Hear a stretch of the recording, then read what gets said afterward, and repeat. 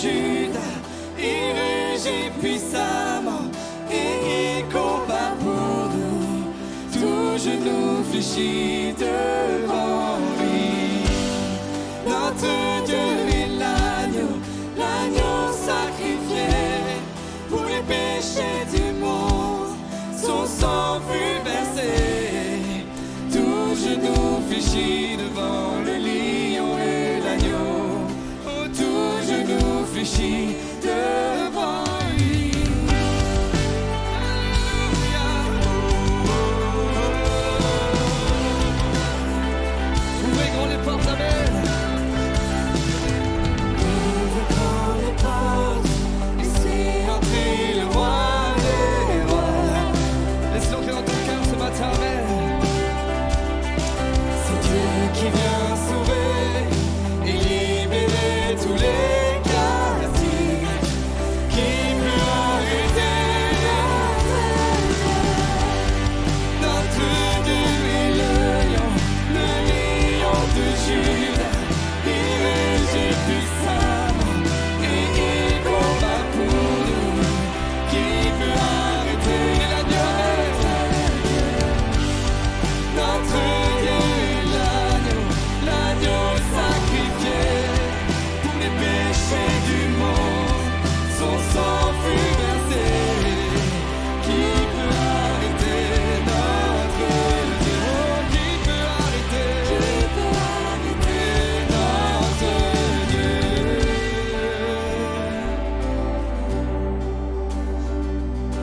Qui peut arrêter notre Dieu? Amen. Personne. Qui peut arrêter notre Dieu? Qui peut arrêter notre Dieu? Qui peut arrêter notre Dieu? Qui peut arrêter notre Dieu encore? Qui peut arrêter notre Dieu? Qui peut arrêter? Il peut tout accomplir pour toi, mais qui peut arrêter notre Dieu? Rien n'est impossible. Qui peut arrêter?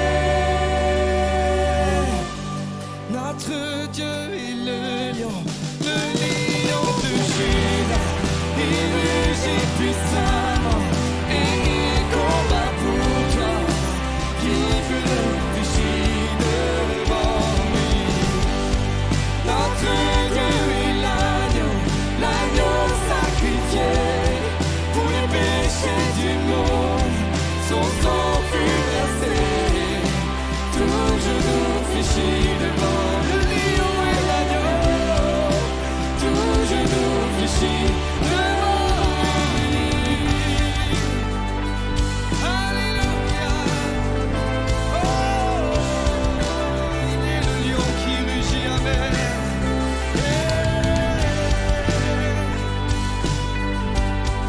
Alléluia.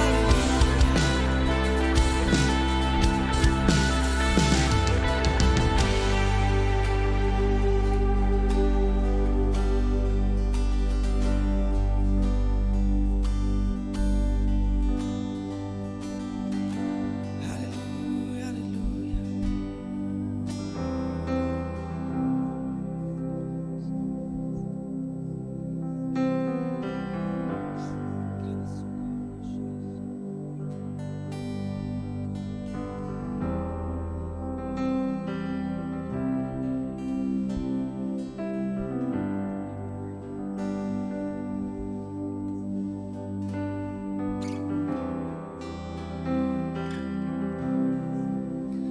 J'ai vu Dieu secourir l'âme assoiffée, son amour inonder le désert.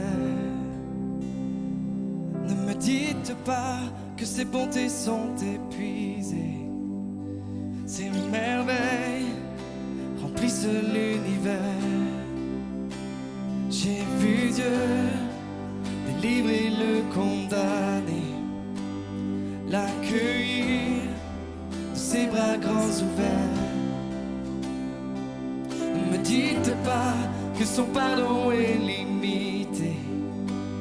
Le salut en lui nous est offert.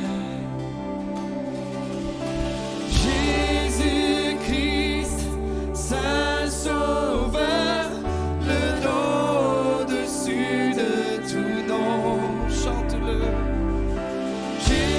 Jésus-Christ, seul Seigneur, le Dieu au-dessus de tout Dieu.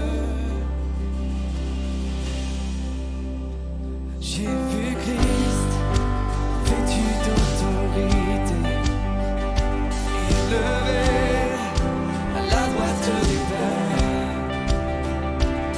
Ne me dites pas que la mort pouvait triompher, non. Sa puissance a terrassé l'enfer. Amen. J'ai vu Christ rassembler ses rachetés, les nommer témoins de sa lumière. Ne me dites pas que son église est dépassée. Son message est l'espoir de la terre. Jésus-Christ, seul Sauveur, le nom au-dessus de tout nom. Jésus-Christ, seul Seigneur, le Dieu au-dessus de tout Dieu.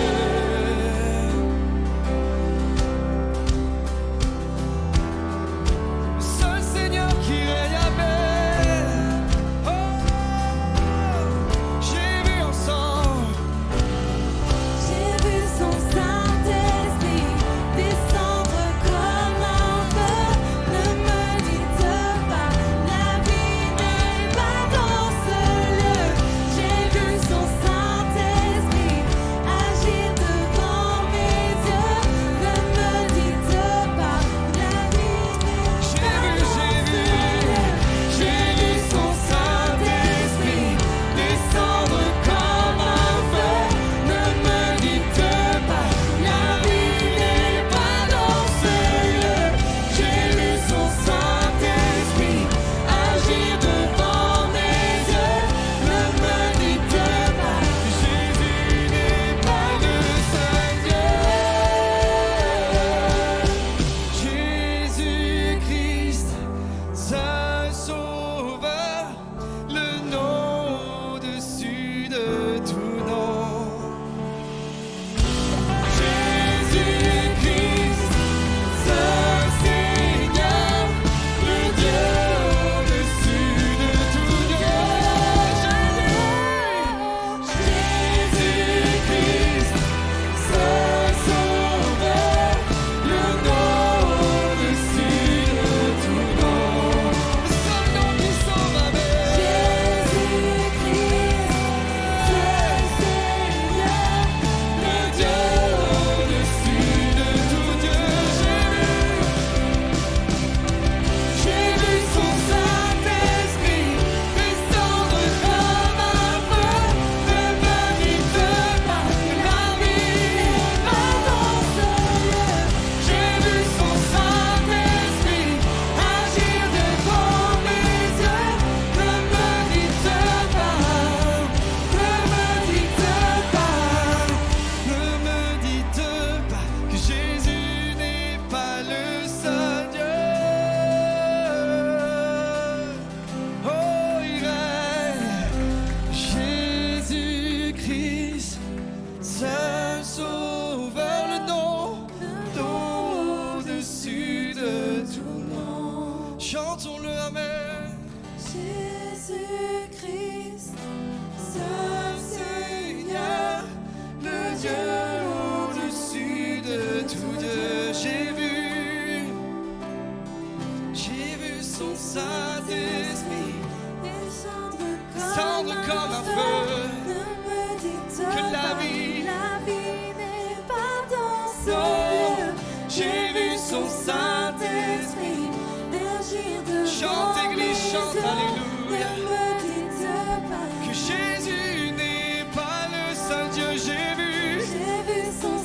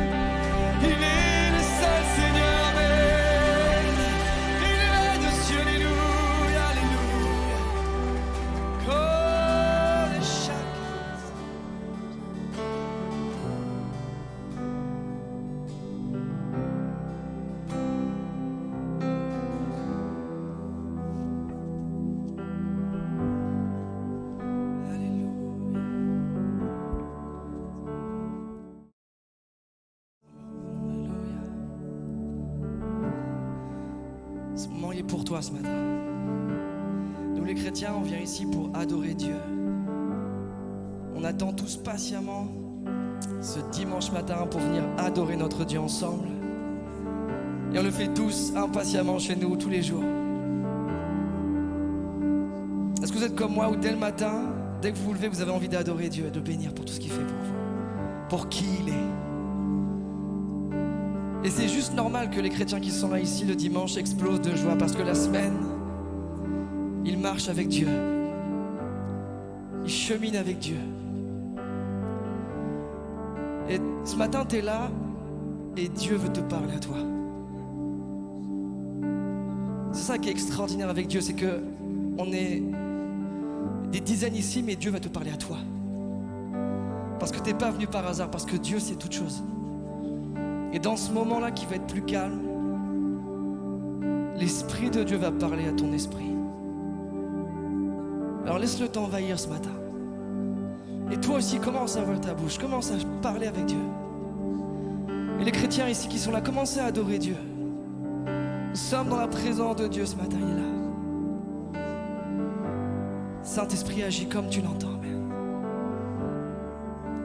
Alléluia, alléluia. Quelle paix dans ces moments, dans le calme de ta présence, quand le bruit faiblit et tu parles à mon âme, tu as toute mon attention. Fais-moi entendre ta voix, je ne veux rien manquer. Seigneur, mon cœur désire plus de toi. Mon cœur recherche ta face alors. Je sais de toi. Tout en moi est ému par ton amour, captivé par qui tu es. Conduis-moi à te connaître plus encore. Je veux m'approcher de toi, laisser mes peurs derrière moi. Seigneur, viens toucher ma vie à nouveau.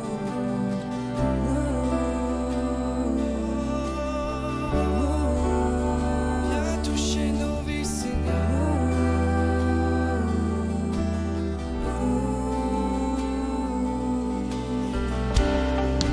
Comme le soleil à l'aurore, comme la brise dans la nuit, ta paix me restaure, tu me donnes la vie. Il n'y a aucune hésitation, ton amour, ton affection, rien n'est comparable. Seigneur, mon cœur désire plus de toi, mon cœur recherche ta face alors. Je sais de tout en moi est ému par ton amour, captivé par qui tu es. Conduis-moi à te connaître plus encore. Je veux m'approcher de toi, laisser mes peurs derrière moi. Seigneur, viens toucher ma vie à nouveau.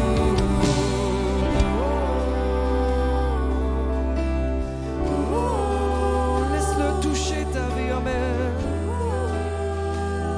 Ne refuse pas, alléluia. Veux toucher ta vie ce matin, Amen.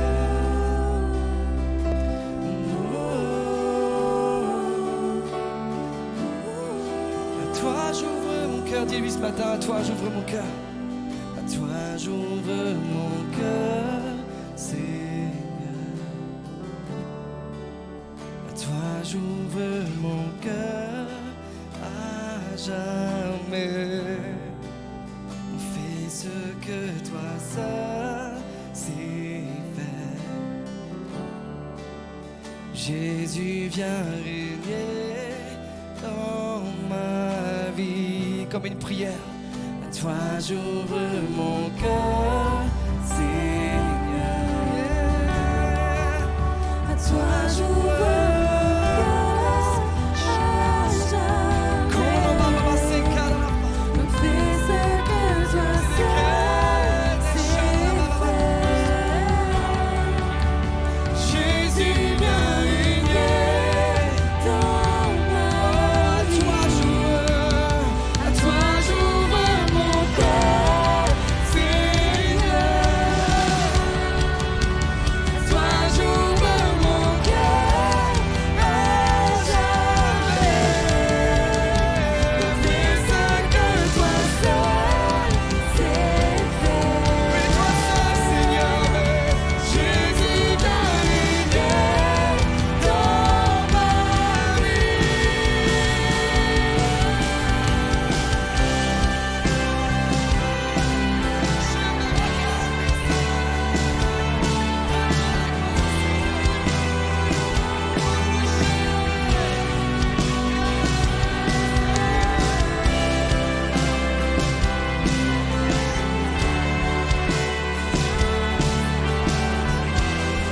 À toi j'ouvre mon cœur, à toi j'ouvre mon cœur, Seigneur. À toi j'ouvre mon cœur à jamais. Fais ce que toi seul sais faire. Alléluia, Jésus vient régner Dans ma vie, tout en moi, est aimé par ton amour, captivé par qui tu es. Conduis-moi à te connaître, Seigneur. je veux m'approcher de toi, Laissez mes peurs derrière moi, Seigneur, viens toucher ma vie. Tout en moi, est aimé par ton amour, captivé par qui tu es. Conduis-moi à te connaître plus encore. Je veux m'approcher de toi. Laissez mes peurs derrière moi, Seigneur, viens toucher ma vie. J'ai eu l'image de quelqu'un qui se trouve à un tournant de sa vie et il est perturbé par le chemin qu'il doit prendre parce que devant lui, tout lui semble flou. Sur ce qui se présente devant lui, en fait, il y a un voile qui recouvre les choses et à cause de ça, en fait, il ne voit pas par où il doit se diriger. Et j'ai le sentiment ce matin que le Seigneur vraiment veut inviter à ouvrir son cœur à l'Esprit de Dieu. C'est quelque chose qui est inconnu dans la vie de cette personne et il ne comprend pas ce que l'Esprit peut faire dans sa vie. Et j'ai vraiment le sentiment ce matin qu'il faut que vraiment les barrières se tombent et que l'Esprit puisse rentrer pour donner une nouvelle connaissance de cette dimension que Dieu peut avoir dans nos vies. L'Esprit veut vraiment rentrer dans les cœurs de façon à aider et à diriger les gens à rentrer dans une nouvelle dimension avec le Seigneur. Et vraiment, il faut se laisser attendrir et vraiment lâcher prise pour que le Seigneur puisse entrer et montrer ce qu'est l'Esprit de Dieu dans une vie. Alléluia. Merci Jésus. Merci Saint-Esprit. Combien on sait que ta présence est vraie, combien on sait que tu es ce Dieu vivant, puissant et qui veut agir. Saint-Esprit, je sais que tu vas agir encore ce matin. Je sais que Seigneur, tu parles à tes enfants.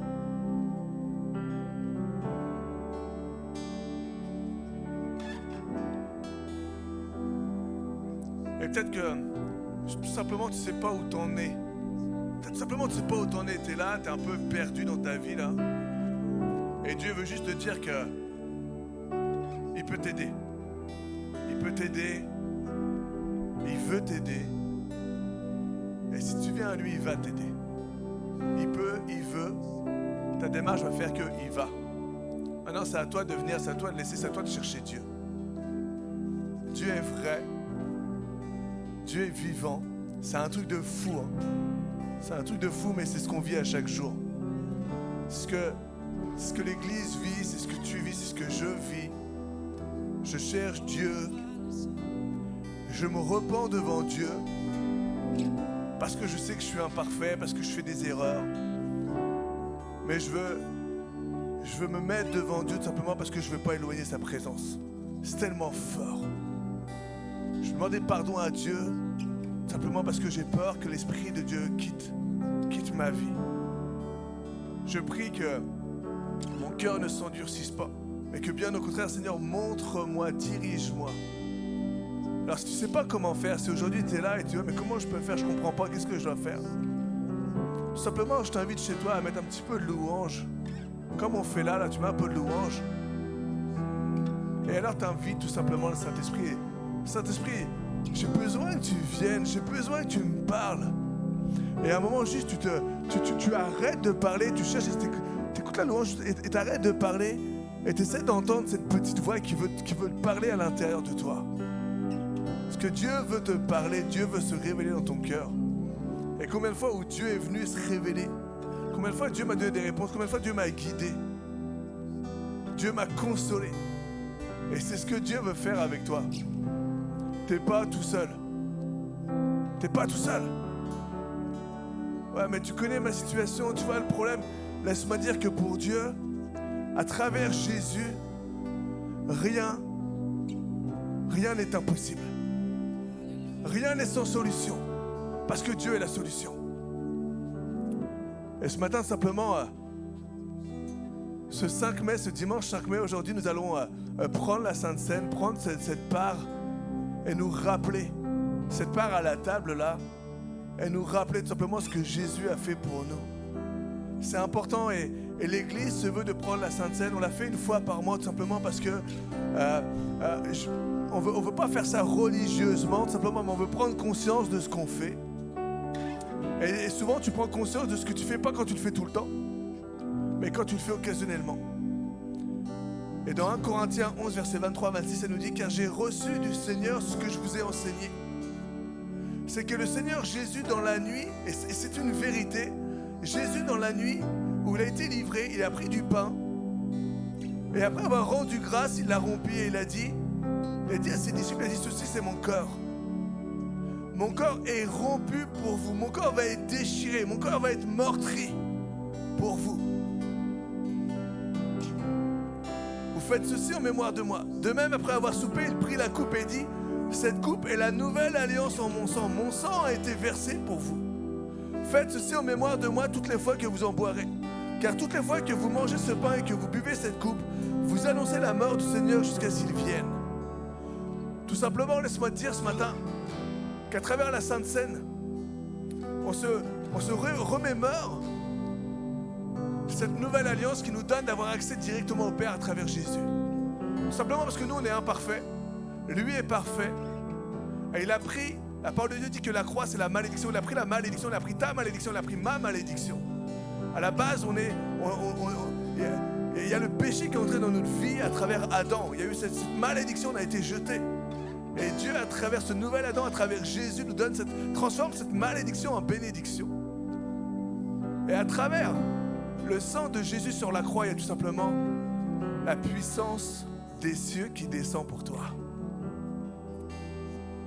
À travers cette coupe, ce vin, ce pain qu'on va prendre ensemble, laisse-moi dire qu'il y a des guérisons. Il y a des guérisons. Dieu vient et Dieu guérit. Et bien sûr, on va prier à travers le sang de Jésus. Isaïe 53 nous dit « Par tes meurtrissures, nous sommes guéris. » Dieu te libère à travers son sang, à travers ce sacrifice. Dieu déchire les cieux, Dieu a déchiré les cieux, Dieu a déchiré le voile, il est venu. Le Père à travers Jésus. Qu'aujourd'hui Jésus est en nous par l'Esprit de Dieu. C'est compliqué mais c'est une vérité. C'est simplement l'Esprit de Dieu qui vient en toi, qui représente et qui est Jésus, qui est la Trinité, qui est le Père, le Fils et le Saint-Esprit. Et tu as cette force en toi. C'est pour ça que l'ennemi veut venir, parce qu'il ne veut pas que tu découvres la force que tu as en toi.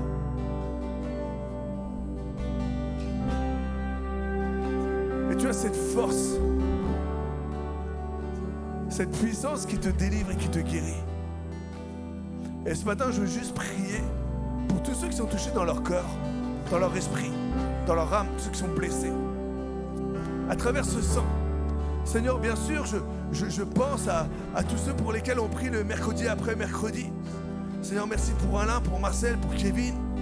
Seigneur, merci pour tous ceux qui sont là et qui ont besoin de ta grâce. Merci pour mes enfants. Merci pour ma femme. Merci pour cette famille spirituelle que tu donnes. Merci pour tous ces combats, parce que Seigneur, on sait qu'on est plus que vainqueurs dans les combats.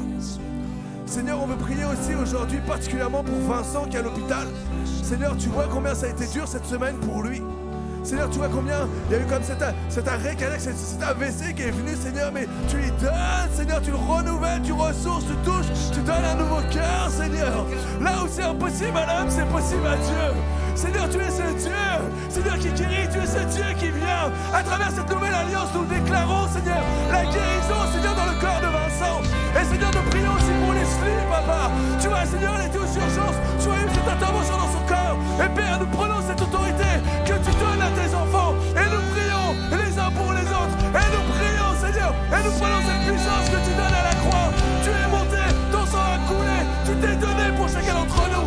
Et Père, je prends autorité sur tout ce qui est cancer, sur tout ce qui est nodule. Seigneur, tout ce qui touche tes enfants, pour lesquels nous prions, semaine après semaine, je prends autorité sur toute dépression, dans le nom de Jésus, à travers, Seigneur, la scène à travers ton sang versé. Je prends autorité sur toute crise d'angoisse. Seigneur, dans le nom de Jésus, tu libères, tu libères, tu libères ce matin, tu libères ce matin, tu libères ce matin. Tout simplement parce qu'on sait qu'il y a une puissance dans la prière, il y a une puissance dans la croix, il y a une puissance dans l'église. Oh, Esprit de Dieu, Saint-Esprit, ce matin encore nous déclarons ta puissance dans l'église, la puissance de notre Dieu. Tu redonnes la vue aux aveugles. Seigneur, nous prions pour Alain, merci. Tu touches, tu guéris. Oh Saint-Esprit, merci pour ma tante, t'enlèves toute douleur. Oh Saint-Esprit, libère ton peuple. Libère ton peuple. Tous ceux qui ont, Seigneur, ce voile, comme nous rappelait Sylvie ce matin, cette vision future, qui n'ont même plus d'objectif dans leur vie. Ils sont là ce matin, ils ne savent même pas ce qu'ils doivent faire, ils ne savent même plus c'est quoi le but de leur vie. Alors Saint-Esprit, tu enlèves ce voile et tu leur donnes de t'adorer, tu leur donnes de t'aimer, tu leur donnes cette nouvelle vision Seigneur, d'une vie que tu nous donnes épanouie en toi. Tu nous donnes de tendre la main, tu nous donnes de bénir, tu nous donnes de comprendre, tu nous donnes d'entendre, tu nous donnes de partager.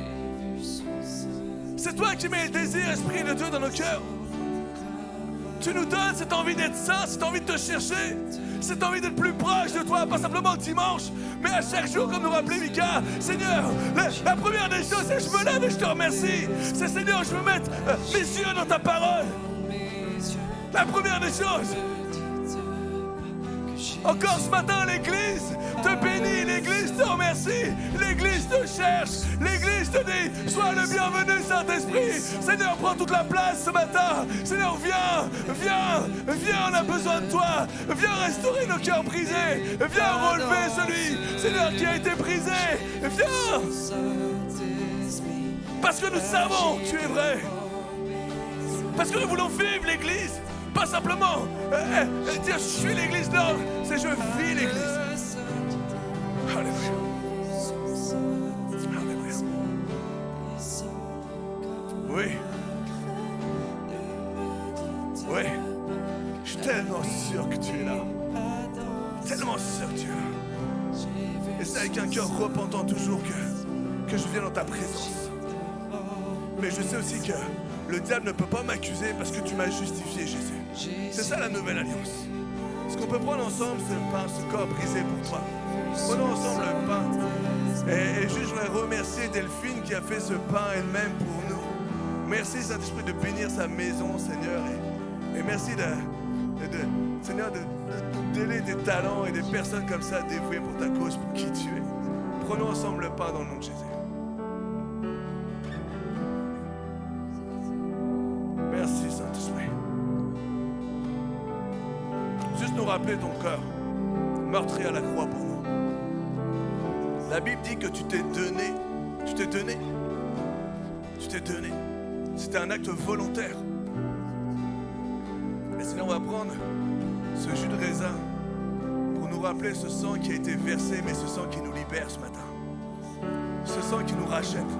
Ce sang qui nous justifie devant le Père. Ce sang qui fait de nous des enfants de Dieu. Ce sang qui vient et alors que le diable veut venir devant notre maison, alors que le diable veut venir devant nous, alors que le diable veut nous attaquer, il voit ce sang, il voit tout simplement qu'on appartient à Jésus, il ne peut que passer parce qu'il ne peut rien faire contre les enfants de Dieu. Prenons ensemble, en mémoire de Jésus, ce sang versé. Est-ce que l'Église peut donner une main d'acclamation pour remercier son Dieu? Alléluia! Oh! Et ce matin, on te remercie pour ce que tu fais. On te remercie pour ce que tu fais. Alléluia. À toi j'ouvre mon cœur, Seigneur. À toi J'ouvre mon cœur, Seigneur. À toi j'ouvre mon cœur à jamais. Donc fais ce que toi seul sais faire. Sois rempli ce matin, alléluia. Jésus vient régner dans ma vie.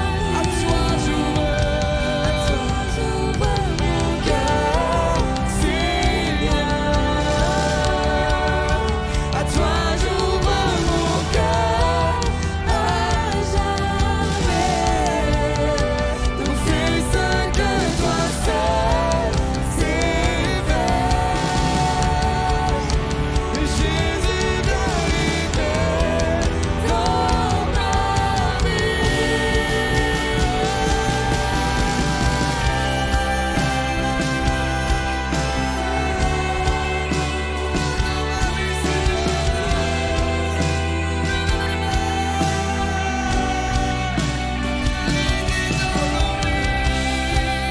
Sois le seul Seigneur, le seul Sauveur. Oh, tout en moi,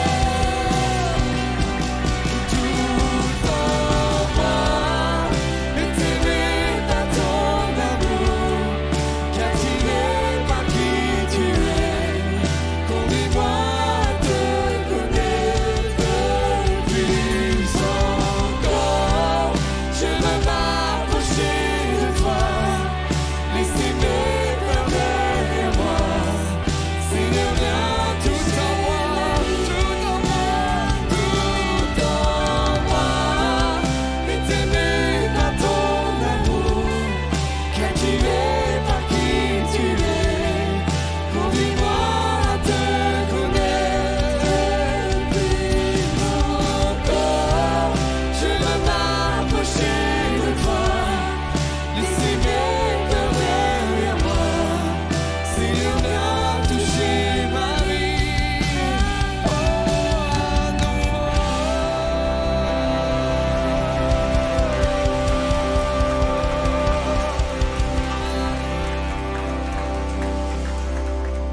Bonjour à tous. On peut remercier, oui, chaleureusement l'équipe de louange. Je pense qu'ils ont fait, hein. C'était vraiment très bon. Après ces quelques jours de vacances, ça fait du bien d'entrer à la maison. Vous nous avez manqué. Alors bienvenue chez vous, bienvenue chez nous. Tous les dimanches, on se retrouve à 10h30 pour notre culte, à l'issue duquel on a un petit after où on partage quelques douceurs, quelques boissons. Donc voilà, la marque de fabrique ici, c'est l'accueil. Donc n'hésitez pas à rester quelques minutes avec nous pour qu'on puisse connecter ensemble. Tous les mercredis, la prière à 19h. Alors voilà, je vais vous encourager à venir combattre avec nous. On a eu un petit message hier, un petit message ce matin où Dieu a répondu favorablement aux prières de mercredi. Donc Dieu répond encore aujourd'hui. Je peux en témoigner personnellement. Dieu guérit encore aujourd'hui. Donc voilà, rejoignez-nous dans la prière tous les mercredis. vendredi 10 mai, les jeunes adultes se retrouvent au Laser Game à 19h. Donc il y avait un petit débat tout à l'heure, c'est à partir de 18 ans jusqu'à 30 ans, peut-être 40, tu peux peut-être venir, enfin bon, on verra. je ne pense pas. Samedi 11 mai, femmes d'influence, 10h, venez nous rejoindre pour un petit déj entre femmes. Il faut s'inscrire auprès de Stéphanie, auprès de Morgane ou auprès de Catherine pour un petit temps entre femmes. Et puis le week-end du 5 et 6 octobre à Clermont-Ferrand, on est déjà une petite dizaine à être inscrites. Mais il y a une petite réunion de préparation dimanche 19 après le culte. On peut donner plus de détails sur à quelle heure on part, à quelle heure on revient. On peut payer en plusieurs fois, voilà. Donc il y a déjà l'hôtel qui est réservé. On a une vingtaine de places, donc vous pouvez vous inscrire. N'hésitez pas aussi à venir voir Stéphanie ou Morgane. Les auditions. Alors, si vous avez un petit talent pour la louange, un talent dans le chant, un talent dans la musique, vous pouvez venir voir Max, qui est juste à ma droite. Donc aujourd'hui, il est bassiste, guitariste, pianiste, on fait un petit peu tout. Vous avez jusqu'à lundi 13 mai pour vous inscrire, donc n'hésitez pas à venir le voir. Si vous souhaitez soutenir l'église Vivre Libre, on accueille vos dons dans les bannettes à ma gauche et à ma droite sur le stage, ou par virement bancaire, c'est parfois beaucoup plus simple. On reste connecté sur les réseaux sociaux, sur Insta, sur Facebook. Vous pouvez retrouver un peu tout ce qu'on vit dans la semaine. Et puis sur YouTube, vous pouvez retrouver toutes les prédications de Pasteur Manu, de Pasteur Seb. Et justement, je vais laisser la place à Pasteur Seb qui nous prêche droit du grand froid canadien. Je crois qu'il neige encore. Enfin, je sais pas, mais voilà, on lui laisse toute la place. Bon culte à chacun.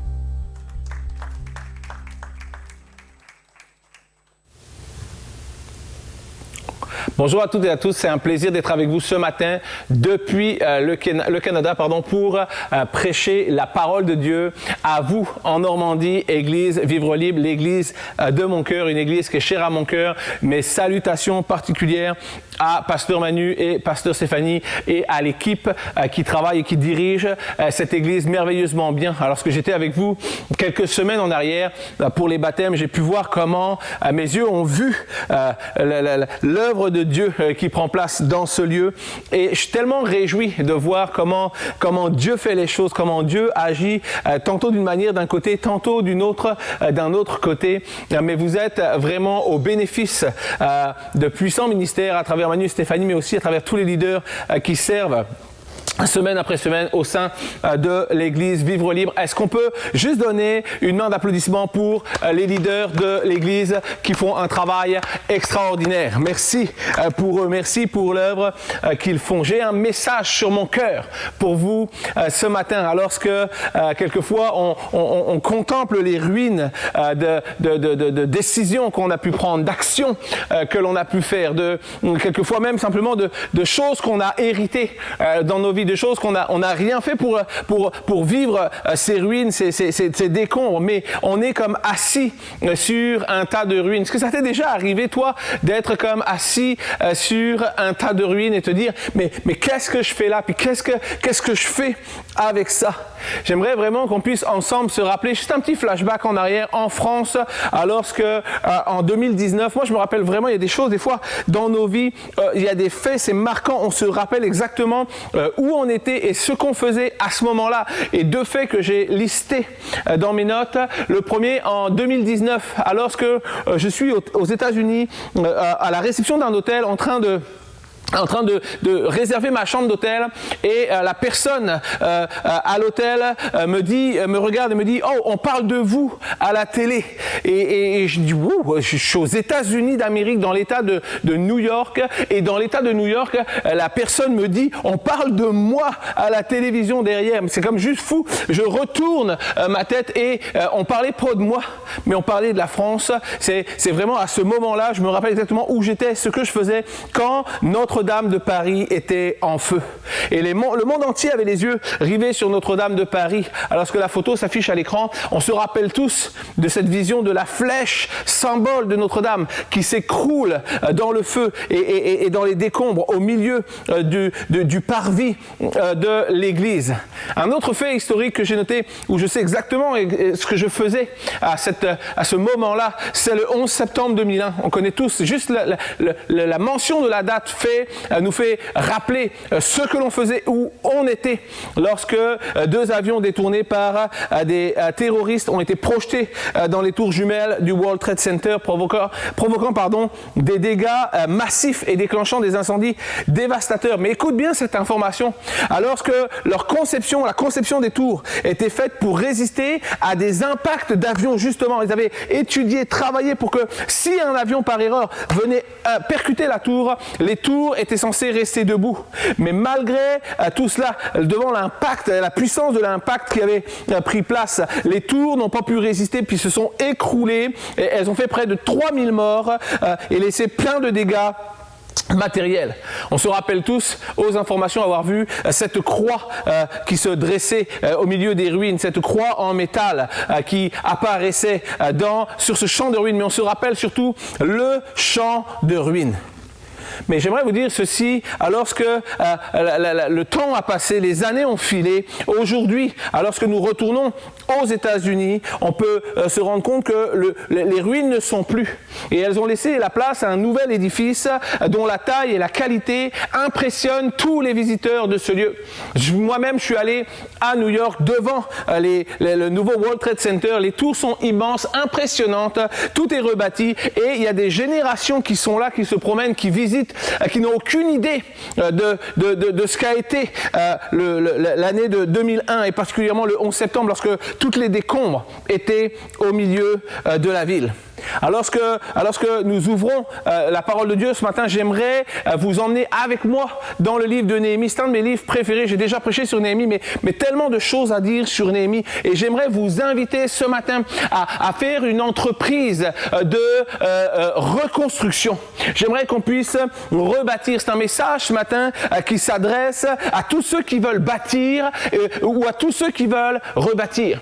Un message qui s'adresse à des générations qui marchent dans les ruines de la désolation, à des personnes dont les rêves ont été fauchés par la vie. Peut-être tu te disais je vais faire telle profession et ton rêve a été fauché. Peut-être tu disais j'ai des idées de qu'est-ce que je veux d'une belle famille avec des enfants bien élevés, que la petite maison dans la prairie à côté c'est des petits joueurs comparé à qu'est-ce que j'ai prévu, et aujourd'hui ta famille est comme complètement disloquée.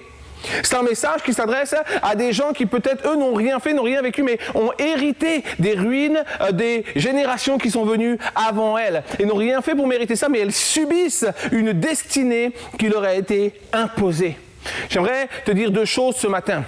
La première, c'est que si tu as des ruines à regarder, tu es vivant. Tu es vivant.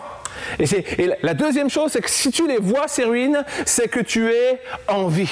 Et être vivant, c'est avoir l'opportunité de tout recommencer. Tu peux aujourd'hui recommencer à zéro. Tu peux recommencer, tu peux rebâtir avec tes ruines. Je peux pas dire autrement que tout peut être détruit, tout peut être en cendres autour de toi, mais toi, tu es vivant. Et parce que tu es vivant, tu peux faire et tu es appelé à faire la différence. Les choses peuvent prendre une nouvelle tournure parce que tu es en vie. Bonne nouvelle pour toi, je te le redis, je te le répète, tu n'es pas mort. Touche la personne à côté de toi, pince-la une bonne fois, juste tu lui dis, je m'assure que tu n'es pas mort.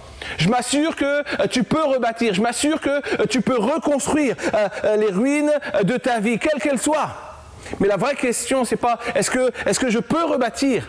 Mais la vraie question, c'est dans quel état es-tu resté après la destruction de tes rêves? Dans quel état es-tu resté après que tes projets de famille ont explosé? Dans quel état es-tu resté alors que tes amis, peut-être ta famille, se sont détournés de toi, t'ont rejeté, t'ont délaissé à cause de ta foi? Qu'est-ce que ça produit en toi? Qu'est-ce que la déception, qu'est-ce que la désolation, qu'est-ce que les ruines ont produit en toi? Le livre de Néhémie nous raconte comment un simple serviteur du roi a pris part, a pris à cœur la situation de Jérusalem, la ville de ses ancêtres, une ville qui était la ville de ses pères. Et voici le contexte. Le récit prend place dans une période qui est post-exilique, alors que le peuple juif a été emmené en exil, en captivité. La ville a été laissée détruite, rasée. Et après 70 ans, un premier groupe de Juifs va être autorisé à repartir pour rebâtir le temple. Et alors que le roi de Perse vient et renverse l'empire de Babylone, le texte nous dit que Cyrus II va donner une autorisation pour que les Juifs puissent retourner dans leur terre. Mais la terre est en ruine. Et alors que Néhémie, qui était un jeune garçon, un jeune juif qui était de la captivité, et lui est au service du roi, il prend d'un coup à cœur la situation de ses frères et de ses sœurs qui sont retournés à Jérusalem et qui sont dans la difficulté au milieu des ruines. Et voici ce que nous voyons de Néhémie. La première chose que nous voyons, c'est que Néhémie, c'est un gars qui est concerné. C'est un gars qui va prendre des nouvelles. Et on lit ça dès le début dans le livre de Néhémie, le chapitre 1, les versets 2 et 3, nous dit que alors que Hanani, l'un des frères, et quelques hommes arrivèrent de Juda, il les questionnait au sujet des Juifs réchappés qui étaient restés de la captivité et au sujet de Jérusalem. Ils répondirent, ceux qui sont restés de la captivité sont là dans la province au comble du malheur et de l'opprobre. Les murailles de Jérusalem sont en ruine et ses portes sont consumées par le feu. Néhémie est un petit gars qui est là et qui se sent concerné par une situation qui n'est pas la sienne. Mais il n'est pas simplement concerné. Néhémie va passer de concerné à impliqué, alors que devant ses échos, devant ses commentaires, une prière va naître dans son cœur. Puis c'est plus qu'une prière, c'est un véritable examen de conscience. C'est ça le titre de mon message ce matin, un examen de conscience. Et Néhémie s'identifie, il prend la cause de son peuple à cœur. Dans un examen de conscience puissant, il va adresser une prière à Dieu. Et voici la prière de Néhémie. Nous allons lire ensemble cette prière et nous allons ensuite partager les trésors de cette prière de Néhémie. Le texte nous dit que Néhémie s'écria « Ah Seigneur, Dieu qui est au ciel, Dieu grand et terrible, toi qui gardes ton alliance avec ceux qui obéissent à tes commandements, tu restes fidèle à ceux qui t'aiment. Écoute-moi attentivement et tourne tes yeux vers moi. Écoute maintenant la prière de ton serviteur, la prière que je t'adresse, moi, ton serviteur, jour et nuit. Je suis en prière devant toi pour nous les Israélites, tes serviteurs.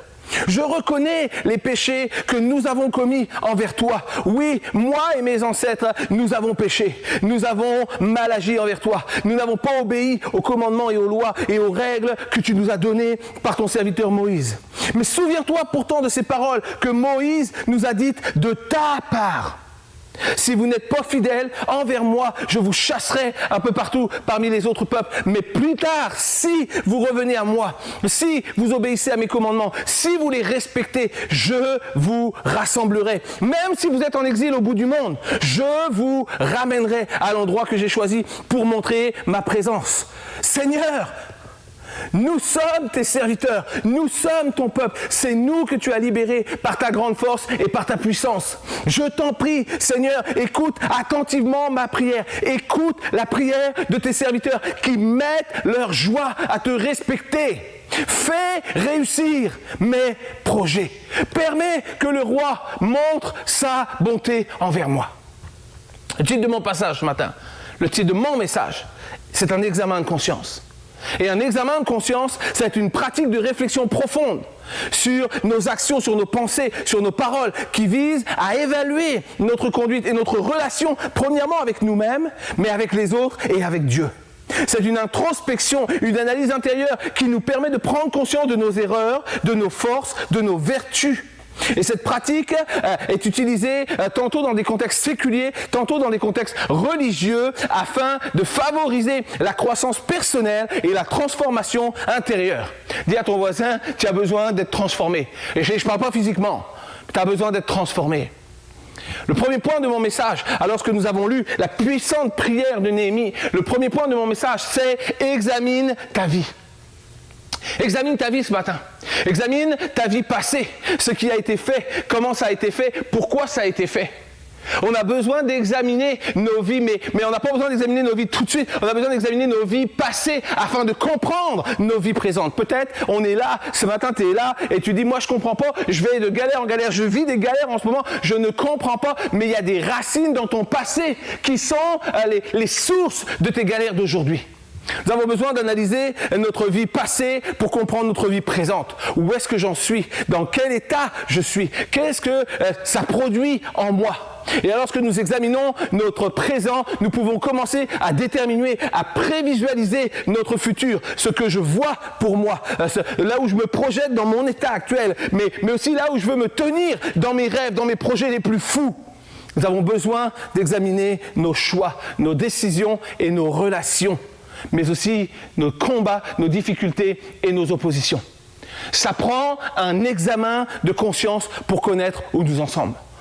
C'est impératif et c'est vital. Néhémie n'était même pas concerné, mais il va entreprendre cet examen de conscience qui l'a conduit dans une prière puissante qui va disposer le cœur de Dieu en sa faveur et en faveur des Juifs de Jérusalem. C'est fou de voir que de toute l'histoire de l'humanité, il y a des intercesseurs qui ont disposé le cœur de Dieu pour apporter un changement, une intervention du ciel sur la terre. Est-ce que tu veux être de ces hommes, de ces femmes qui vont apporter le changement, priant pour une intervention du ciel qui se déverse sur la terre? Nous pouvons faire la différence. De toute l'humanité, c'est arrivé. Abraham a prié, a disposé le cœur de Dieu pour son neveu Lot. Moïse, dans sa disposition de cœur, a écouté et à se présenter devant Dieu comme son serviteur. Le roi David qui dira « Sonde-moi, ô Dieu, et connais mon cœur. Regarde la voie sur laquelle je suis. » va disposer le cœur de Dieu face aux erreurs de David. Un Dieu qui va entendre la prière de David et qui va le restaurer, le transformer et rebâtir sur les ruines de ses échecs. Le juste Daniel dans la fosse au lion qui était accroché à qui était Dieu et qui était son Dieu. Et Néhémie fait partie, alors que nous venons de lire, Néhémie fait partie de cette lignée des champions spirituels qui ont disposé le cœur de Dieu. C'est une hérésie de croire que nos œuvres font lever Dieu, que nos actions font lever Dieu de son trône, comme une rolla. Je suis tellement béni de voir les dîmes que Seb Bunel donne. Tellement content de savoir que, il a une super prédication. Il a passé plus de 20 heures, 30 heures peut-être à écrire cette prédication. Waouh, Dieu n'est pas impressionné par nos actions. Dieu n'est pas impressionné par ce que nous faisons. Quelqu'un doit entendre ceci. S'il y a une œuvre qui fait faire une standing ovation dans le ciel, c'est la prière remplie de repentance dans la sincérité et la vérité. C'est la prière de Néhémie, une prière puissante en 5 points, parce qu'elle révèle premièrement qui est Dieu. Il aurait pu commencer en disant « Seigneur, tu connais mon frère, ma sœur, tu connais sa difficulté, sa souffrance, interviens, oh Dieu, pour elle, fais quelque chose pour elle. » Non, la première chose, la première mention dans la prière de Néhémie, c'est qu'il annonce qui est Dieu. Il rappelle à Dieu qui il est. Il rappelle à Dieu, tu es au-dessus de tout, tu es grand, tu es redoutable, tu es miséricordieux. Croyez-vous que Dieu ne sait pas ça? Non, mais Néhémie disait, je veux que tu saches que je suis au courant. Je veux que tu saches que moi aussi je le sais et je le confesse de ma bouche. Voici qui tu es et voici qui tu vas être pour nous. Le deuxième point de la prière de Néhémie, c'est qu'il révèle qui ils sont eux. Ils sont des serviteurs, ils sont des hommes et des femmes au service de Dieu, mais ils sont avant tout des pécheurs. Ils sont séparés de Dieu à cause de leurs actions.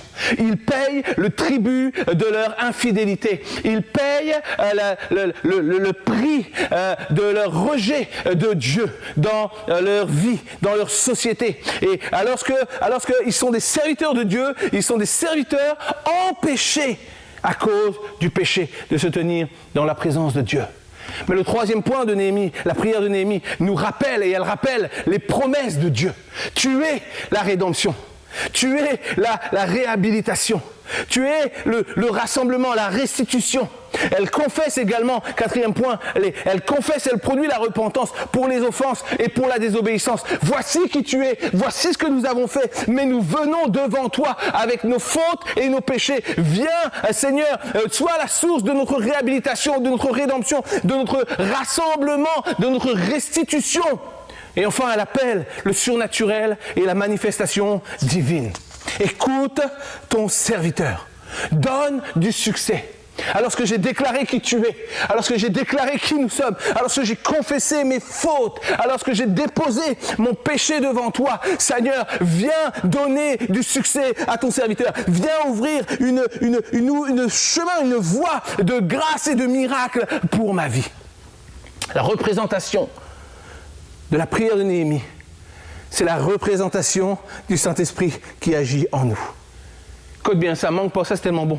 Lorsque Néhémie prie, il annonce déjà des siècles avant la venue de Jésus, des siècles avant l'arrivée du Saint-Esprit. Il annonce, voici qui est le Saint-Esprit. Il est celui qui te déclare et qui te révèle qui est Dieu. Il te révèle qui tu es à cause du péché. Il te dirige dans la confession, la repentance de tes fautes. Et il te rappelle les promesses de Dieu, les promesses de vie, les promesses de guérison, les promesses de rédemption, les promesses de restauration, les promesses de reconstruction, de toutes les choses de ta vie, simplement parce que Jésus a payé le prix. Quelqu'un doit dire amen, quelqu'un peut applaudir pour ça.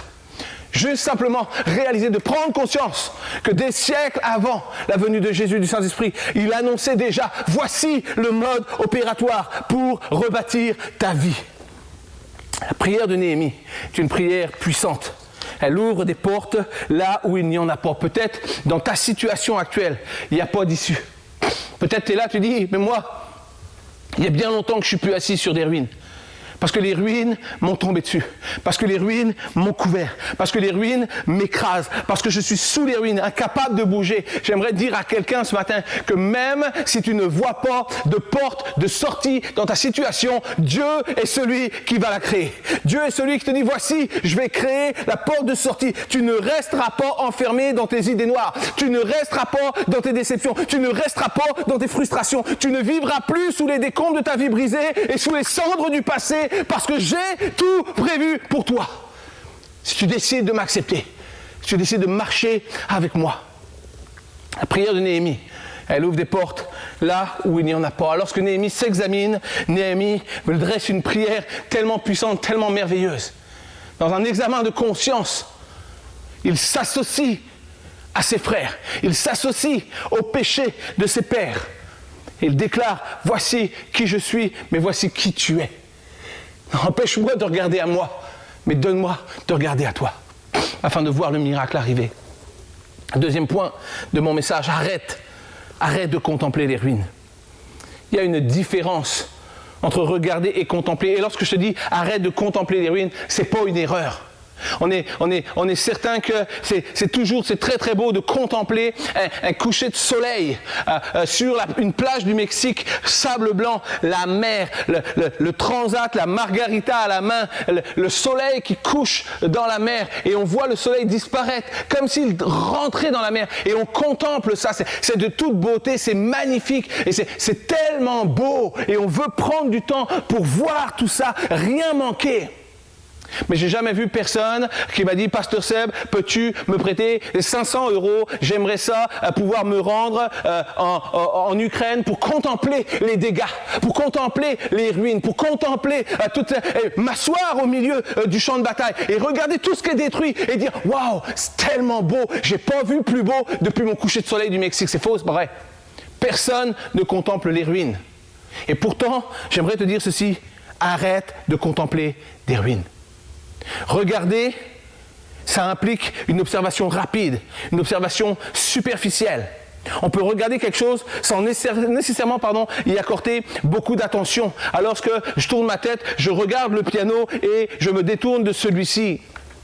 Pas d'attention, pas de réflexion particulière. J'aimerais juste attirer ton attention sur le fait que est-ce qu'il y a des choses dans ta vie qui ne méritent pas que ton attention soit focus dessus. Contempler, ça implique une observation profonde, une observation qui est réfléchie, qui est prolongée, qui est détaillée.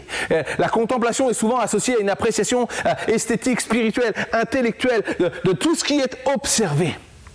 Puis j'aimerais te dire ceci, contempler la difficulté, c'est t'assurer que tu ne vas jamais y arriver. Contempler la difficulté, c'est t'assurer que tu ne vas jamais y arriver. Et souvent, manque pour ça, c'est bon ce que je vais dire, c'est bon.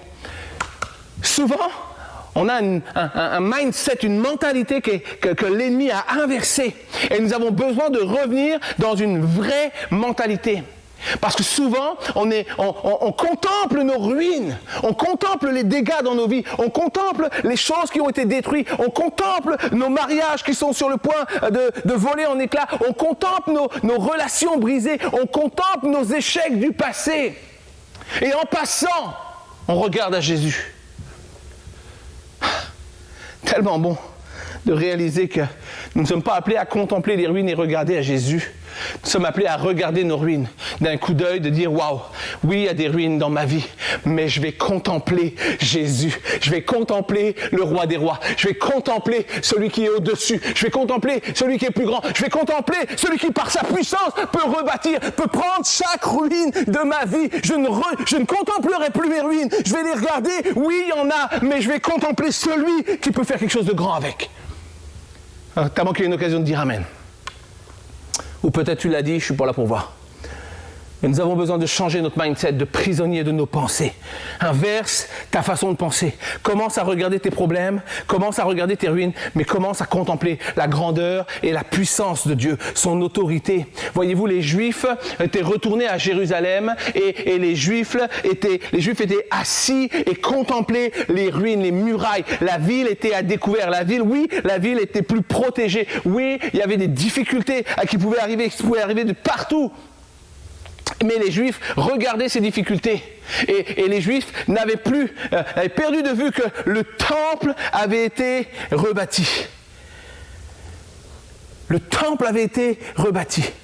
Mais les murailles détruites, c'est ça qui était leur focus. Le texte nous dit, Néhémie 1, versets 2 et 3, « Ceux qui sont de la captivité sont au comble du malheur et de l'opprobre parce que les murailles sont en ruine et les portes sont consumées par le feu. » Parfois on est assis et on contemple des ruines et on se rappelle les gloires du passé, les joies du passé, l'abondance du passé, la provision, les privilèges du passé. Mais on oublie que Dieu est là. Les Juifs regardaient les ruines des murailles, mais la présence de Dieu, le temple qui était la présence de Dieu, symbole de la présence de Dieu, était là, était rebâti et ils n'étaient plus capables de voir que la présence de Dieu était là. Ils contemplaient des ruines. C'est quand la dernière fois que tu as réussi à détourner ton regard de tes échecs, détourner ton regard de tes ruines, détourner ton regard de tes problèmes pour regarder à Dieu? Je pose cette question ce matin.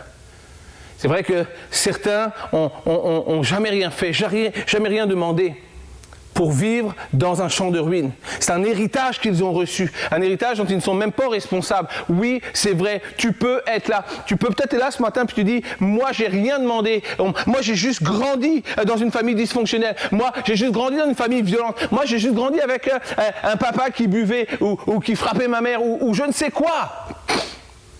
Peut-être c'est ça, les ruines sur lesquelles tu es assis. Tu n'as jamais été capable de bâtir ta propre vie parce que tu restes attaché à ton passé, à ton histoire, à tes échecs. Mais t'en fais quoi de ces ruines? C'est ma question ce matin. T'en fais quoi de ces ruines? Et il y a un deuxième cas de figure pour d'autres. Peut-être on va se parler des vraies affaires ce matin. Mais peut-être est-ce que toi-même tu es responsable des ruines sur lesquelles tu es assis? Peut-être que ton mariage est parti en sucette parce que peut-être tu n'étais jamais présent à la maison. Peut-être est-ce que tu as perdu ton emploi parce que tu volais ton entrepreneur. Peut-être il y a 50 000 raisons qui font que peut-être on est responsable de ce que l'on vit, de notre état, du paysage de ce que l'on voit. J'aimerais te dire ceci et je pose la question encore une fois, t'en fais quoi de ces ruines? T'en fais quoi de ces ruines? Parce que finalement, les ruines de nos vies, parfois, c'est ni plus ni moins que peut-être tu connais ce jeu, ça s'appelle le Jenga, où il faut enlever des morceaux de bois à tour de rôle, on ne sent jamais faire tomber la tour. Puis peut-être ta vie, elle ressemble à ça, une colonne de Jenga. Puis alors que Dieu l'avait bien protégé, bien emballé, on a décidé qu'on n'avait pas besoin de la protection de Dieu. On a comme viré l'emballage et on a commencé à enlever des morceaux de notre vie. Puis finalement, c'est comme si on se disait, la prière à tous les soirs, c'est pas forcément utile. T'enlèves une brique. Puis, aller à l'église tous les dimanches, c'est pas forcément utile. T'enlèves une autre brique. Puis, c'est comme, j'ai juste regardé des femmes, enlève une brique. Bon, j'ai juste répondu à des avances de mon patron, enlève encore une brique. Tu me suis là? Parce qu'à force d'enlever des briques, tu deviens fragile. Jusqu'au moment où l'ennemi vient te toucher et tout s'écroule. Puis nous pouvons être responsables de nos ruines. Je repose la question ce matin, quelles que soient les ruines et quelle que soit la source des ruines, je ne suis pas là pour accuser ce matin, je suis là pour dire que nous pouvons rebâtir nos vies, nous pouvons rebâtir sur nos échecs, nous pouvons rebâtir sur nos erreurs, nous pouvons rebâtir sur nos héritages, parce que Dieu est avec nous. Quelle que soit notre histoire ou nos responsabilités, nous sommes tous appelés à nous examiner. On a le droit de ne plus vouloir de nos situations. On a le droit de ne plus vouloir des douleurs qu'elles occasionnent dans nos vies. On a le droit de ne plus vouloir de nos mariages qui partent en sucette. On a le droit de ne plus vouloir de nos relations toxiques ou violentes. On a le droit de ne plus vouloir de nos habitudes néfastes, de nos dépendances. On a le droit de vouloir sortir des schémas de comportements destructeurs, de pensées négatives. Et la bonne nouvelle pour toi ce matin, la bonne nouvelle pour moi ce matin, c'est que nous soyons responsables ou héritiers des ruines sur lesquelles nous sommes assis. Nous pouvons rebâtir. Il y a un droit qui nous est offert. Il y a un droit pour une transformation de ce que tu vois et une transformation de ce que tu vis. Je disais ce matin, je disais en introduction, la vraie question, c'est est-ce que je veux rebâtir? Quelquefois, face à nos ruines, on préférerait mettre un coup de vent comme ça et comme virer, écarter d'un revers de main toutes les ruines qui sont devant nos yeux et on va commencer à rebâtir. Oui, mais des ruines qui ne sont pas rebâties restent des ruines qui vont marcher derrière toi. Reste une histoire que tu vas traîner. Nous avons besoin de rebâtir. Nous avons besoin de prendre chaque morceau des ruines de nos vies. On ne peut pas juste les balayer. On ne peut pas balayer ton histoire d'un revers de la main. Non, nous sommes appelés à regarder les ruines, nous sommes appelés à prendre les ruines, nous sommes appelés à rebâtir sur ces ruines. Voulons-nous rebâtir ce matin? C'est ma question. Souvent, on s'attend à Dieu pour une intervention, puis on demeure dans une vie limitée finalement parce qu'on n'entrevoit pas, on voit que des ruines, on voit que notre incapacité à bâtir sur celle-ci. Sais-tu quoi ce matin? Je te donne un scoop, puis il faut que tu le saches, Dieu ne fera pas ta part. Pas d'amen, je sais, je m'en doutais, j'ai jamais d'amen quand je dis ça. Dieu ne fera pas ta part. C'est une réalité. Refuser, c'est ta décision et rebâtir, c'est tes actions. Laisse-moi te dire ceci, tu vas comprendre quelque chose. Dieu est l'architecte fidèle, celui qui a dessiné le plan, l'ouvrage de la vie qu'il a prévu pour toi. Jésus, c'est celui qui a payé les provisions, qui a payé le prix pour que l'ouvrage soit réalisable. Et le Saint-Esprit, c'est celui qui te dirige dans l'ouvrage. Ne plus vouloir des ruines de ma vie t'appelle à se lever pour commencer à nettoyer, pour commencer à organiser, pour commencer à trier et bâtir une œuvre de restauration. Rebâtir sur des ruines, ça va te conduire à la ruine. Ne rebâtis pas sur les ruines, mais avec le Saint-Esprit. Commence à trier, commence à organiser, commence à mettre à gauche et à droite ce qui doit être, reprendre de l'ordre dans ta vie et laisse le Saint-Esprit rebâtir avec toi. Alors que nous effectuons cela, nous invitons Dieu dans nos affaires. C'est pas au sujet de moi. Néhémie dira, écoute la prière de ton serviteur. Écoute la prière de tes serviteurs qui mettent leur joie à te respecter. Il dira, en d'autres mots, il dira, Seigneur mon Dieu, je sais qui on est, je sais ce qu'on a fait, je sais qu'on mérite l'état dans lequel on est, mais on revient à toi. Ce matin, on vient dire pardon, on vient dire on a besoin de toi, on a besoin de quelque chose de plus grand, besoin de quelque chose de plus puissant. Seigneur, fais réussir mes projets. Est-ce que quelqu'un va se lever ce matin pour dire, fais réussir mes projets? J'ai tellement besoin de toi. Néhémie dira ceci, écoute la prière de serviteur, fais réussir mes projets. Est-ce que quelqu'un va s'examiner ce matin?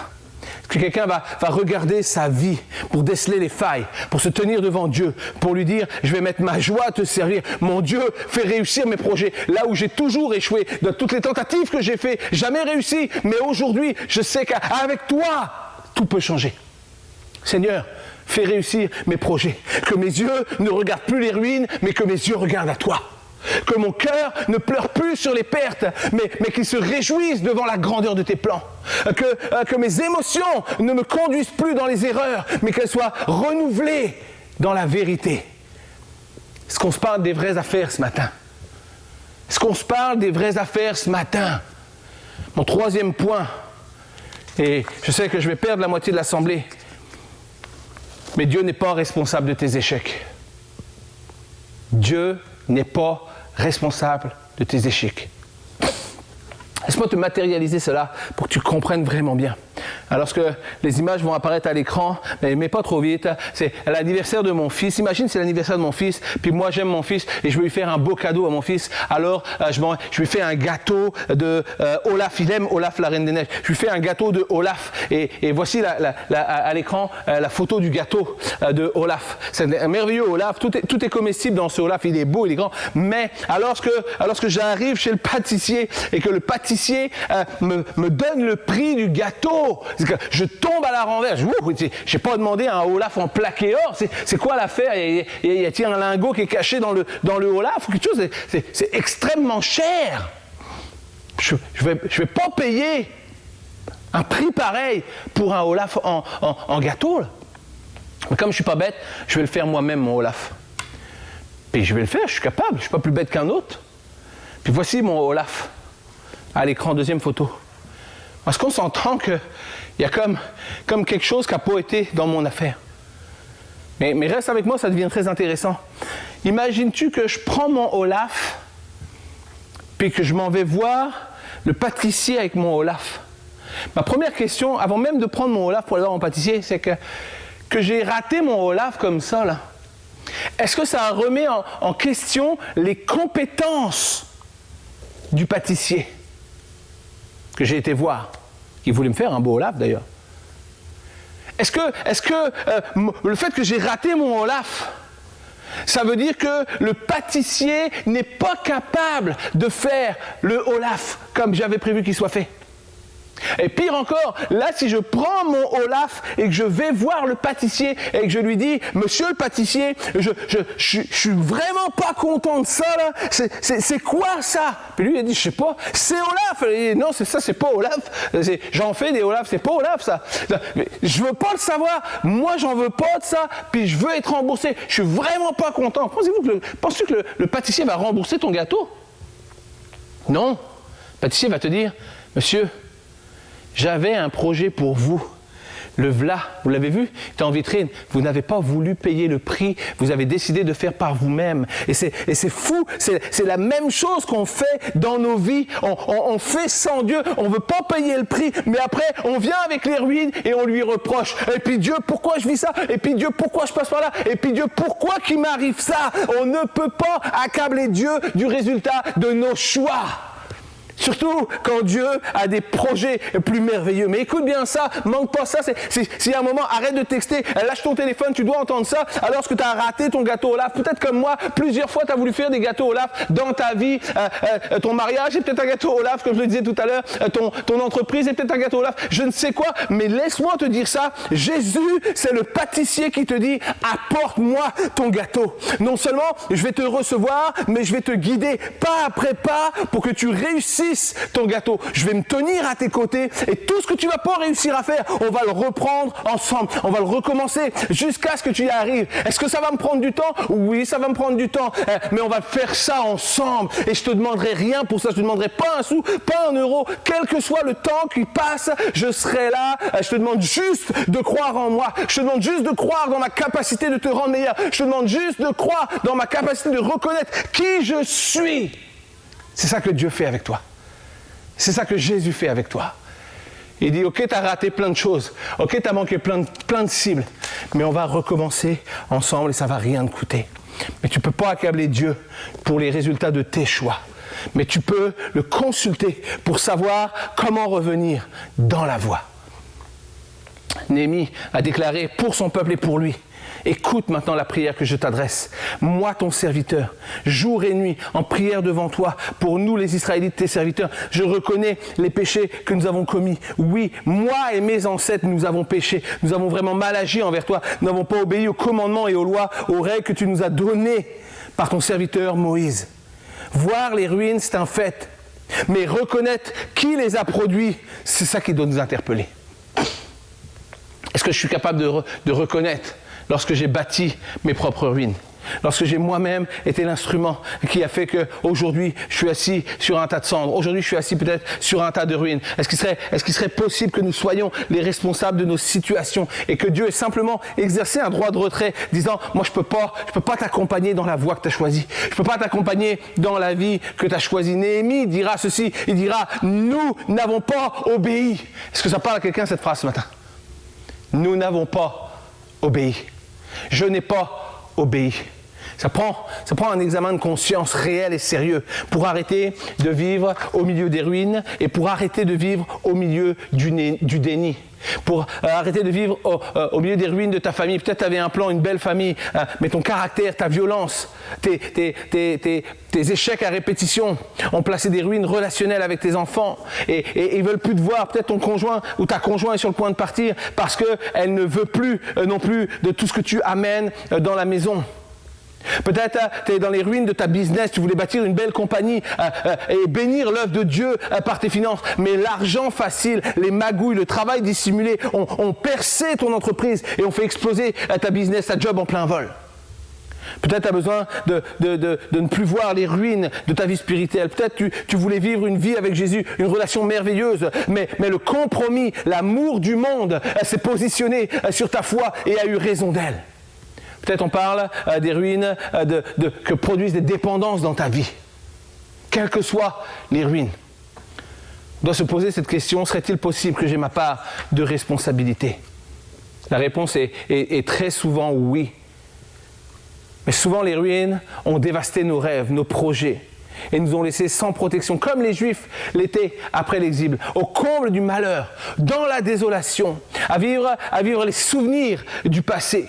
Mais tu dois savoir, tu dois comprendre ce matin, c'est le but de mon message, que tout peut être rebâti, tu peux décider que tout va être reconstruit si tu décides de ne plus juste regarder ces ruines, mais de les regarder et de te lever.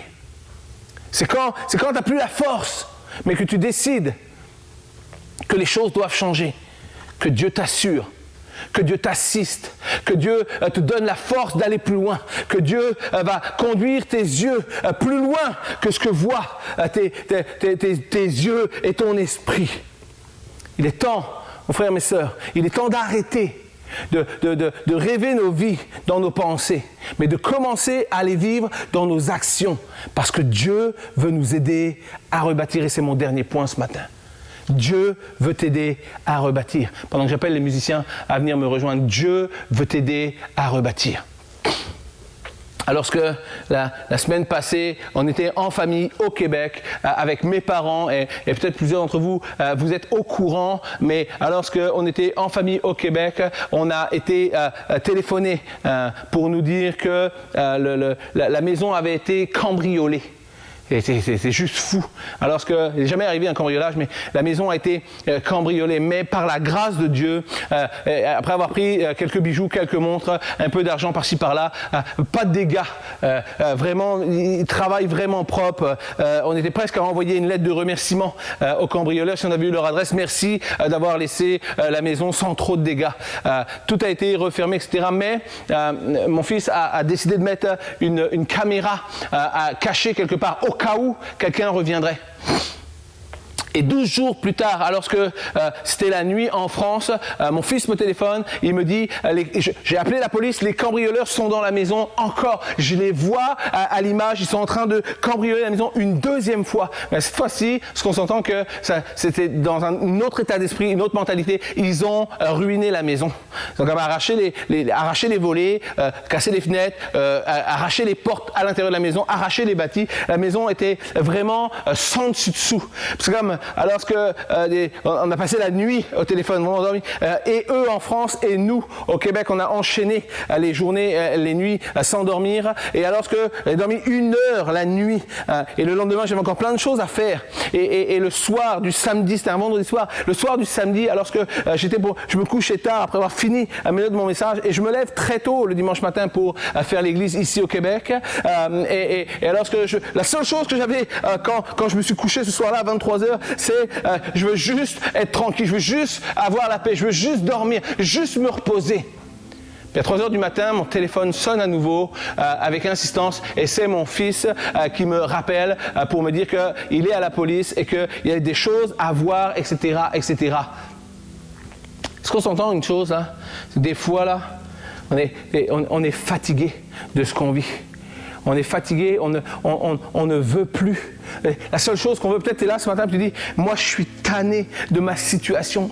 Moi je suis tanné de ce que je vis. Moi je suis tanné de traîner à mes ruines. Moi je suis tanné et peut-être, et vraiment manque pas ça, c'est tellement bon. Et peut-être tu es là ce matin, mais tu sens à travers ce message, il y a un appel pour toi. Il y a quelque chose qui tape à la porte de ton cœur, quelque chose qui tape tes pensées, quelque chose qui tape ton esprit au milieu des ruines. Alors que moi je t'ai couché, j'avais dormi 1 heure, en 48 heures, dormi 1 heure, et je voulais vraiment juste me reposer. C'était vraiment pas le bon timing, c'était vraiment pas le bon moment, mais il y a un appel qui sonnait, et je te dis ceci ce matin, il y a un appel qui sonne quelquefois, il y a un appel qui sonne dans nos vies, peut-être c'est maintenant, ça sonne dans ton cœur, et au milieu des ruines, l'appel résonne, et c'est peut-être pas le bon moment pour toi, t'es peut-être pas au meilleur de ta forme ce matin, t'as peut-être plus envie de rien, peut-être même tu penses c'est pas le bon timing, c'est trop tard, je suis fatigué, je suis épuisé, je suis ruiné, mais c'est l'appel de Dieu.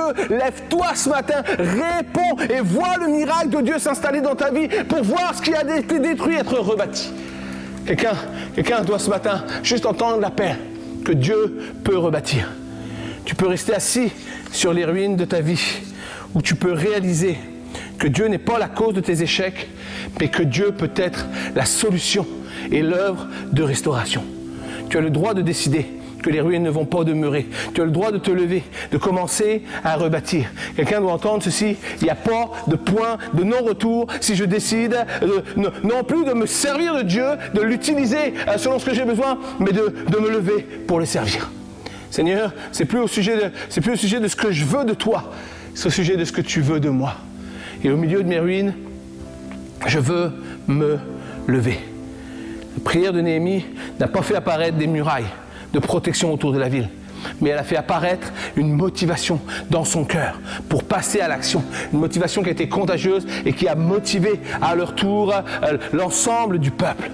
La prière de Néhémie, c'est pas une demande, c'est une prise de conscience de qui Dieu est, de qui ils sont et de ce qui est possible lorsqu'il y a une vraie collaboration qui se fait.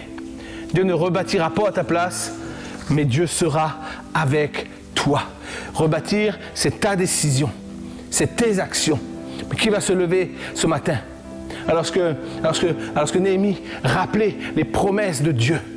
Est-ce que quelqu'un ce matin, lorsqu'on se lève ensemble dans la présence de Dieu pour conclure matinée et commencer à chanter que nous allons bâtir nos vies sur l'amour de Dieu. Est-ce que des hommes, des femmes dans ce lieu vont être des Néhémies qui vont se lever pour rappeler les promesses de Dieu, déclarer comme Néhémie, tu connais mes erreurs, tu connais la somme de mes incapacités, tu connais mes échecs, tu connais mes entêtements, tu vois les ruines, mais je veux rappeler tes promesses pour celui qui a le cœur repentant. En 2 Chroniques 7,14, si ton peuple s'humilie et prie et cherche ta face, tu vas le pardonner et tu vas le guérir. Ésaïe 1,18, si nous plaidons devant l'Éternel, nos péchés, même s'ils sont comme le cramoisi, vont devenir blancs comme la neige.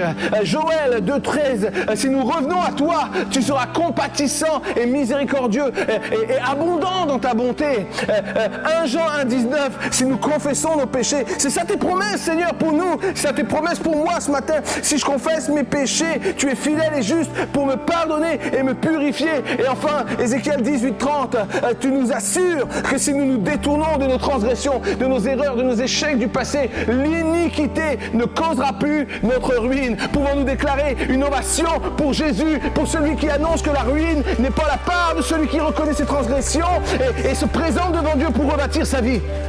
Néhémie nous amène à prendre conscience que nous sommes appelés dans une prière de confession à voir nos vies, à voir nos projets, à voir nos familles et nos échecs être restaurés. Est-ce que je peux entendre une église qui chante avec moi ce matin que Jésus va être celui qui va nous conduire dans une œuvre de restauration et que nous allons rebâtir sur son amour et son amour seul.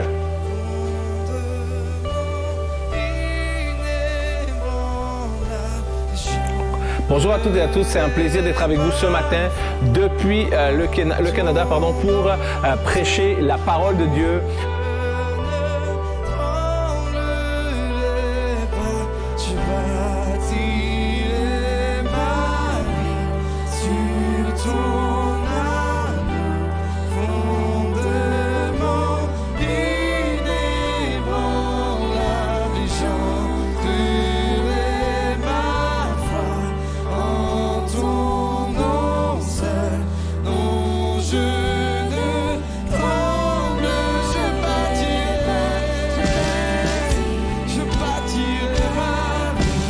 sur ton amour, fondement inébranlable, j'entrerai ma Seigneur en ton nom seul,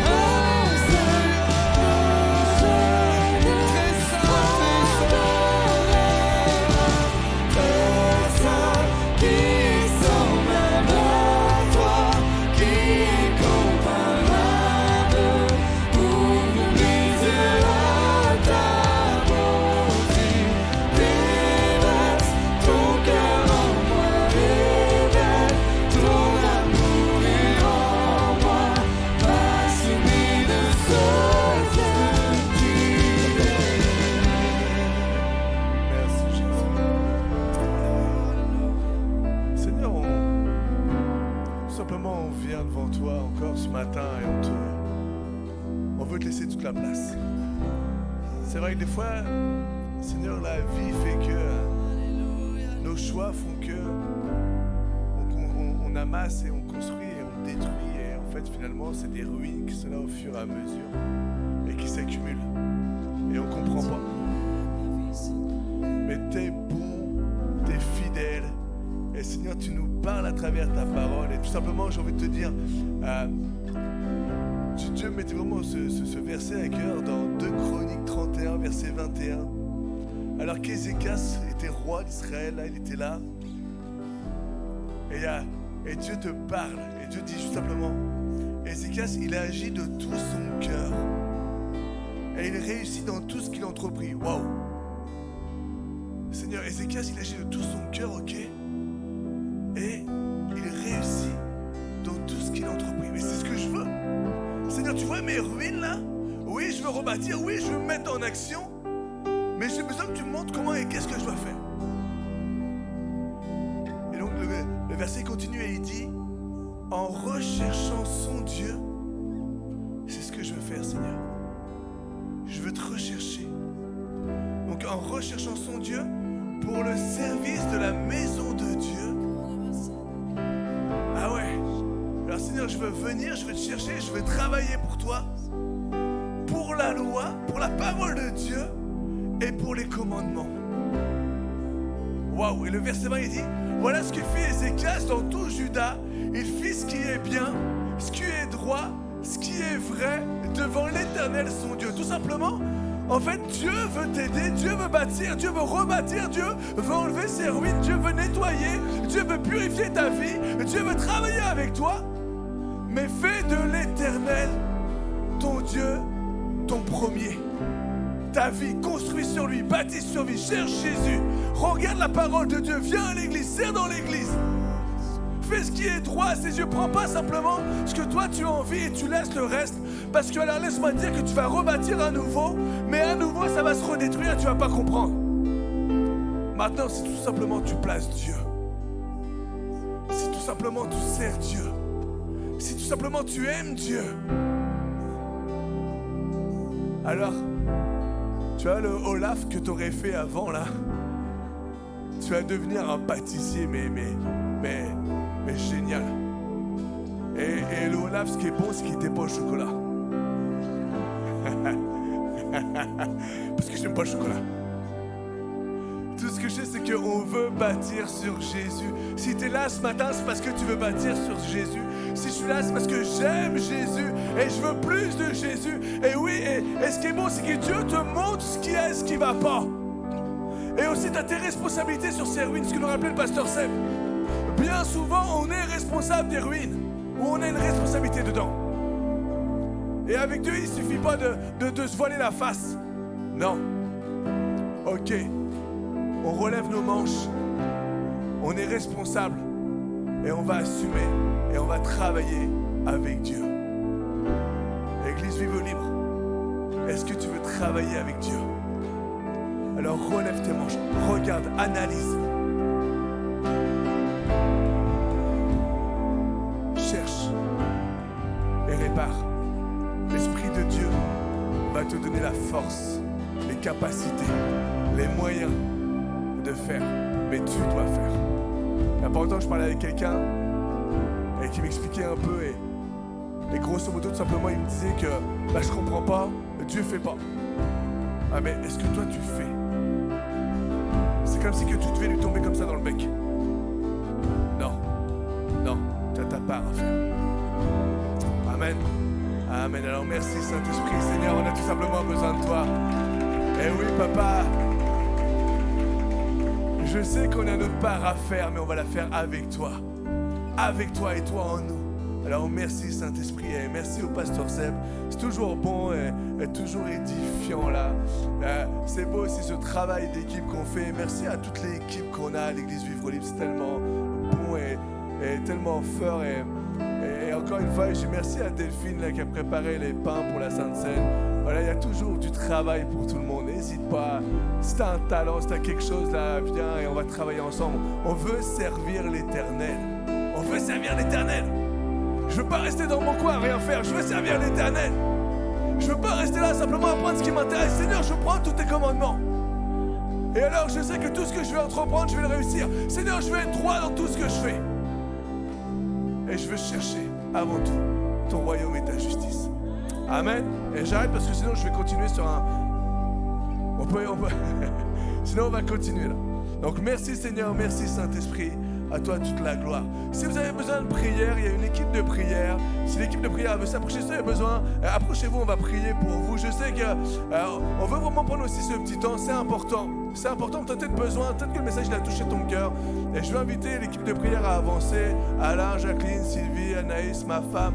Mettez-vous là et venez au service là. Et si tu as besoin de prière suite au message, approche-toi et on va prier pour toi. Si tu n'as pas besoin, alors juste et même après, il y a un accueil. À l'accueil, il y a toujours un temps de connexion derrière là. Et on va prendre ce petit temps ensemble. Amen. Si vous voulez soutenir l'église, il y a les bannettes à gauche, à droite. Si vous voulez un rib, on vous donne un rib. Soyez bénis, soyez encouragés. Je vous souhaite une bonne semaine. À mercredi, pour les soldats, les vaillants, il y a une puissance dans la prière. Mercredi 19h, soyez bénis, Église Vivre Libre. On vous aime et à vous qui êtes sur les réseaux, n'hésitez pas à venir à la maison. Soyez bénis. Bye bye.